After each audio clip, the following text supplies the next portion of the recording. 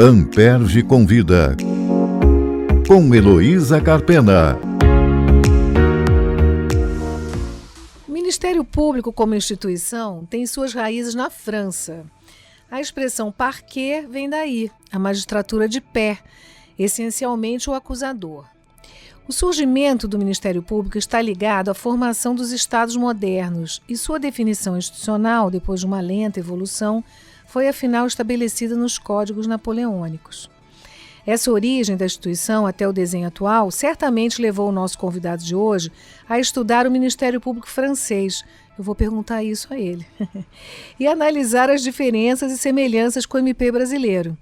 Eu vou conversar sobre isso com o promotor de justiça Frederico Albernaz, que é titular da Promotoria de Justiça de Bom Jardim, mestre em Ciências Criminais pela Universidade Paul Cézanne e doutorando pela Universidade Aix-Marseille, ambos na França. Boa tarde, Frederico. Obrigada por aceitar o nosso convite. Então eu vou começar com a pergunta que eu já antecipei. O que te levou a estudar o Ministério Público francês? Boa tarde, Heloísa. Boa tarde a todos. Inicialmente, muito obrigado pelo convite. É com grande satisfação que eu estou aqui participando do podcast Amperge Convida. Eu fui, na verdade, levado a estudar o Ministério Público francês um pouco imbuído pela nossa própria profissão, né? Quando eu entrei no Ministério Público brasileiro, eu estudei um pouco as origens da nossa instituição. E quando a gente vê que o parquetier, né, é um personagem cuja raiz, né, está de suas funções, está historicamente ligado à França, né, a doutrina, de uma forma majoritária, considera a origem histórica do Ministério Público como Ministério Público francês, os primeiros atos normativos que disciplinaram o Ministério Público. Então, na verdade, foi por isso que eu estudei o Ministério Público francês e fiz um mestrado comparativo, né, entre o Ministério Público brasileiro e o Ministério Público francês, isso em 2010, e continuo agora estudando um efeito comparativo também do Ministério Público e da vítima, né, sob a perspectiva franco-brasileira. Super interessante. No episódio passado nós falamos sobre isso, com a promotora Simone Sibilio, sobre a acolhida das vítimas. Mas vamos continuar aqui falando do seu tema. Você é promotor no Rio de Janeiro. Será que você gostaria de ingressar no parquet francês? Me conta como se dá esse acesso à carreira, a concurso, como é que funciona? Quem pode ingressar? Eu já estagiei no Ministério Público francês, mas não posso atuar no Ministério Público francês, porque uma das condições para ser membro da magistratura na França, né, magistratura, Ministério Público e juízes, é ser francês, né? Então, os franceses, para acessar a carreira da magistratura, eles precisam fazer um concurso público que tem, ele é feito para o grande público, né, e para outras duas fileiras que são para os profissionais de direito ou servidores públicos, mas a grande maioria entra por essa porta de entrada principal, que é o grande público. Você precisa fazer esse concurso, tem que ter menos de 31 anos e só pode fazer esse concurso por 3 vezes. E é difícil como aqui? Muito difícil, as pessoas se preparam. Quem passa no concurso depois integra a Escola Nacional da Magistratura, que é um curso que tem aproximadamente 3 anos, são 31 meses, né, que se divide entre estágio, né, e formação, curso de capacitação, e ao longo desse período você vira auditor de justiça, né, você participa de julgamentos como uma espécie de auxiliar do magistrado, e começa a integrar, então, a magistratura na França. Muito interessante, né, esse sistema que a escola é uma etapa do processo de seleção. Acho que é um aprimoramento em relação ao que a gente tem aqui, né, que é apenas o concurso. Então, você mencionou uma carreira única, né, para promotores e juízes. Isso também é uma peculiaridade, uma diferença em relação ao nosso sistema. E, pelo que eu entendi, eles podem ir e vir, né, trocando de função. Sendo ora juízes, ora promotores. Você acha que isso compromete a imparcialidade dos juízes Ou, por outro lado, poderia estimular um certo ativismo judicial pelo fato deles vestirem o chapéu de promotores num determinado momento? Um princípio basilar da magistratura e do processo penal francês é o princípio da unidade de corpus da magistratura, né? Você faz concurso público para ser magistrado sentado ou magistrado de pé, né? Magistrado de pé pede, magistrado sentado decide. Esse é o provérbio utilizado por eles. E quando você se transforma, né, vira magistrado, a partir daí você escolhe a lotação que você vai ter no início da carreira, promotor ou juiz, e ao longo da carreira você pode voltar para, sendo promotor, se remove para uma função de juiz em outra localidade e vice-versa, né? A questão de comprometer a imparcialidade, a gente não pode fechar os olhos para uma realidade que realmente um juiz que já foi promotor ou um promotor que já foi juiz acaba trazendo esses ranços, né, da profissão. Isso... A própria cultura institucional, né? Não necessariamente alguma coisa negativa. Eu acho que traz essa visão do outro lado, que também é muito positivo, né? E você integra funções diferentes, mas uma mesma carreira, e dentro dessa ideia você busca, muitas vezes, um objetivo comum, né? Interessante. Pensando nessa simbiose, né, juízes, promotores, de certo modo deve existir, né, uma atuação que seja de alguma maneira orgânica. Me fala um pouco sobre a questão da independência do Ministério Público, né? Eu levantei aqui a bola sobre imparcialidade, ativismo, mas do ponto de vista do Ministério Público, essa é uma questão que está colocada? Quais são os princípios, as garantias que o promotor tem para acusar livremente, decidir quais são os casos que vão a julgamento, esse tipo de decisão? Essa também é uma questão bastante interessante, porque quando a gente fala de garantias institucionais, a gente aí tem uma diferença entre os estatutos da magistratura e do Ministério Público, né? A gente chama hoje, na verdade, um estatuto único, que é a Lei Orgânica da Magistratura, que é do ano da Constituição Francesa, 1958, que disciplina ambas as carreiras. Mas ela traz algumas diferenças. A própria Constituição Francesa diz que o juiz é inamovível e o juiz é independente. Já o Ministério Público, por outro lado, ele é dependente e é subordinado hierarquicamente. Tem uma subordinação interna no âmbito da própria carreira, ao procurador da República em primeiro lugar, e aí vai descendo os substitutos, né, internamente, e externamente também, em última instância, o chefe do Ministério Público é o próprio ministro da Justiça. Desculpa te interromper, mas o que eu ia pedir para você esclarecer, o que significa ser inamovível? Por que essa é uma garantia importante? A garantia da inamovibilidade, ela traz essa tranquilidade para o membro do Ministério Público poder decidir de acordo com a lei e com sua consciência. E não ser afastado por alguém, né? Exatamente, né? Isso o membro do Ministério Público na França não tem.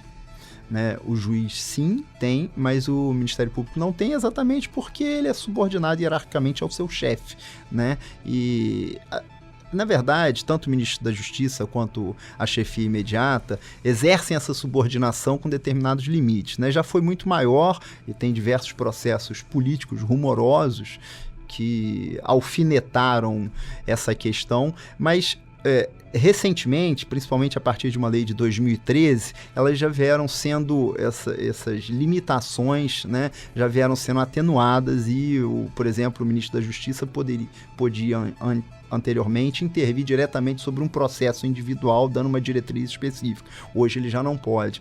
Tem até um ditado, que é antigo na França, né, que diz que a pena é serva, mas a palavra é livre, né? Na verdade, o membro do Ministério Público deve seguir as orientações de sua chefia, mas durante a audiência nada impede que ele tenha total liberdade de se manifestar.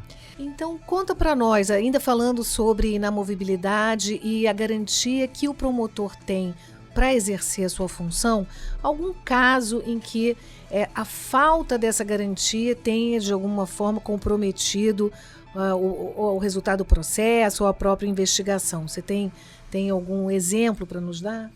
A legislação francesa, ao longo do tempo, tem diminuído essa interferência da hierarquia sobre a função e o exercício das atividades diretas dos promotores na França. Mas fato é que, ao longo do tempo, e eu abordo isso na minha tese de mestrado, vários casos de políticos franceses, né, políticos conhecidos, né, até o Sarkozy é um deles, o prefeito de Paris, a gente tem vários casos em que o Ministério Público atuou diretamente em prol dos interesses de agentes públicos, né? E alguns deles que se recusaram a fazer isso foram punidos ou afastados. Isso, todos os livros que tratam... Casos de corrupção, então. Sim, exatamente. E os livros que falam do Ministério Público sempre retratam isso como um ponto negativo e uma necessidade de se melhorar a instituição, né? Tanto é que hoje o assunto que a gente sempre fala, na verdade, né, é a necessidade de um novo estatuto para o Ministério Público, né? Porque como eles estão na mesma lei da magistratura, a gente precisa dar um estatuto, né? Os franceses sentem essa necessidade, a sociedade, de um modo geral, de criar uma lei específica para o membro do Ministério Público para lhe dar as garantias, né, para o exercício da sua função. Ao longo do tempo isso tem diminuído bastante, é fato, mas a gente tem aí na história da atuação do Ministério Público na França diversos casos de políticos que foram favorecidos pela atuação do MP.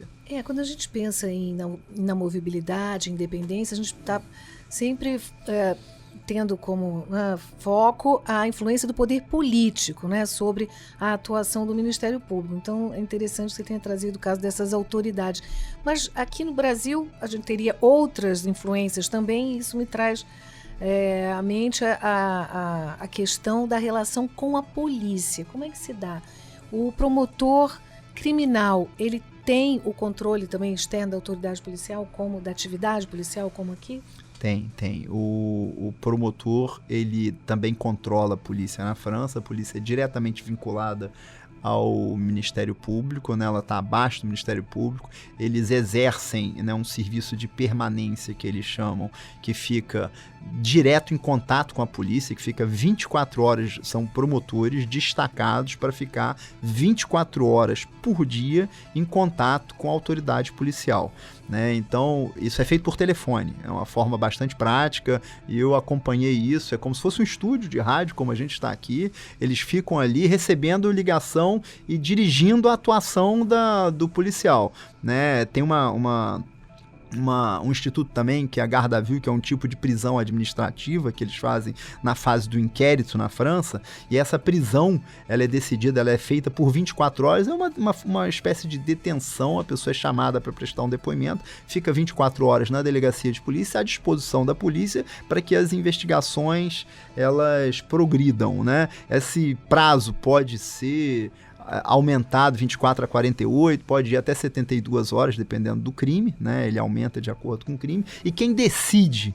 essa ordem de detenção provisória é o membro do Ministério Público. Então, o delegado... E não o juiz, né? Como seria no nosso sistema. Não, ele decide a prorrogação, o juiz. O primeiro momento, quem coloca em detenção, nesse tipo de detenção, detenção de 24 horas, é o membro do Ministério Público, né? E é nesses serviços de permanência que o policial liga para o promotor, explica a situação e pede essa detenção provisória. E aí o promotor autoriza ou não. E é muito interessante essa ligação direta, né, entre promotor e policial, porque em reconstrução de crime, o promotor, quando toma conhecimento, esse promotor da permanência, quando toma conhecimento de um crime, ele vai ao local desde o início. Então, a atuação dele está muito ligada à atuação da polícia desde o início do processo. Muito interessante. E também em termos de, que seria uma espécie de corregedoria, né, como a gente imagina, também existe o controle nesse sentido de desvios e faltas, abusos praticados pela polícia? Isso também está a cargo do MP? Também está a cargo do Ministério Público, apesar deles também terem a corregedoria própria, né, das polícias deles. Mas é também uma função do Ministério Público fazer essa atividade correicional. E muito interessante, né, a gente pensar que tem esse viés assim, mais participativo, né, que é um pouco diferente do nosso sistema, que o promotor requer à autoridade policial essa ou aquela diligência. Então, nesse caso, não, é em tempo real que as coisas vão acontecendo. Exatamente. E depois o inquérito vai ser distribuído, aquele processo, e um promotor único vai cuidar de cada caso. Exatamente, assim? Exatamente. Né? Aí, de acordo com o crime, porque na França é muito de acordo com a competência, né? Qual crime a gente tem na França a classificação tricotômica das infrações penais, né? Crimes, delitos e contravenções, é um pouco diferente da nossa ideia já concebida de crime e contravenção. Eles têm o meio do caminho lá que é o delito. Para eles, crime é tudo que tem uma pena em determinado patamar, e o crime todo ele é julgado pelo tribunal do júri, né? Então não só os crimes contra a vida, dolosos contra a vida, como no nosso sistema. Exatamente. Então todo crime vai para o julgamento em tribunal popular, né? E conta um pouco sobre a sua tese, né? Você ainda está se doutorando e o seu tema de pesquisa é relacionado à situação das vítimas, é isso? Isso, exatamente. Eu estudei em 2010 o Ministério Público francês e agora, em 2019, eu voltei para a França para estudar as relações entre o Ministério Público e as vítimas, né, numa perspectiva de direito comparado. A minha ideia é trazer um pouco, né, eu fui pegar lá atrás do mestrado essa origem da nossa instituição, e agora eu olhei para trás em 2010 e agora no doutorado eu tentei olhar para frente, né? Trazer um pouco de tudo que é feito na França em prol das vítimas, né? As vítimas que tem uma importância enorme no direito francês, né? Tanto o Código de Instrução Criminal, né? O Código Napoleônico de 1808, ele já traz a vítima se constituindo como parte civil no processo. A jurisprudência francesa, a Corte de Cassação, que é último grau de jurisdição na França, já tem diversos julgados. Em 1906 já tem um julgado importantíssimo sobre vítima. Eu acho que hoje a França é um dos países mais desenvolvidos nessa temática. Não tem o Estatuto das Vítimas, como muitos países têm. O Brasil, a gente tem no Congresso Nacional tramitando o Estatuto das Vítimas. Outros países diversos têm, porque sentem a necessidade de ter uma legislação de proteção para as vítimas. E a França entendeu por bem não fazer isso, porque no processo penal já tem espalhados por toda a legislação dispositivos protetivos dos direitos das vítimas, né? Em termos de acolhimento e de reparação do dano? Totalmente. A vítima, no próprio processo penal, ela busca o ressarcimento integral do seu prejuízo. Isso é recorrente, né? A maioria dos casos é difícil uma vítima de um crime buscar no cível, até porque ela tem a opção de buscar no cível ou no crime. Ela é quase impossível, não diria impossível, mas não acontece ela buscar no cível a reparação dos seus prejuízos, porque ela tem de uma forma muito mais célere, né? Claro, né? Muito mais célere, e com o Estado, né, pagando por todo tipo de perícia necessária. No crime ela já tem isso a seu favor, se constituindo parte civil no processo. E qual é o perfil dessa instituição? Como é o Ministério Público francês? Há muitos jovens, mulheres, como é que é essa situação? Atualmente a gente tem muitos jovens, eles entram jovens até por conta desse limite etário, né? Você tem que fazer o concurso até o ano que você completa 31 anos, né? Já começa por aí.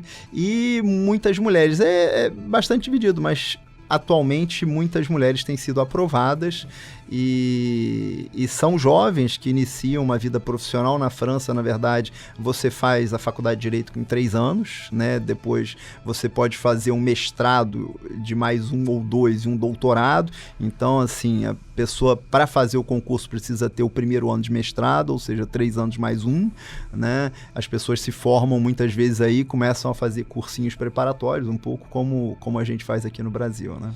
31 não acho tão jovem assim. Aqui eu acho que o nosso Ministério Público tem pessoas mais jovens, né, entrando, né? É o limite máximo, né, de entrada, né? E há poucos dias eu assisti um filme de produção francesa que inclusive concorreu e ganhou o Oscar, né, Anatomia de uma Queda. Foi vencedor, eu fui pesquisar, melhor roteiro original no Oscar de 2024, que mostra justamente um promotor francês, né? Um acusador bastante incisivo no julgamento de um fato que no Brasil talvez nem chegasse a julgamento.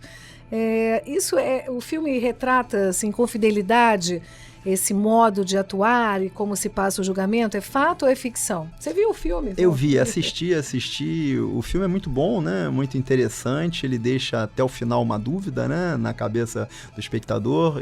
E realmente ele retrata a função do promotor na França de uma forma muito interessante e muito realista, né? O promotor de acusação, aquele promotor público que remonta um pouco às tradições da primazia da função criminal do Ministério Público.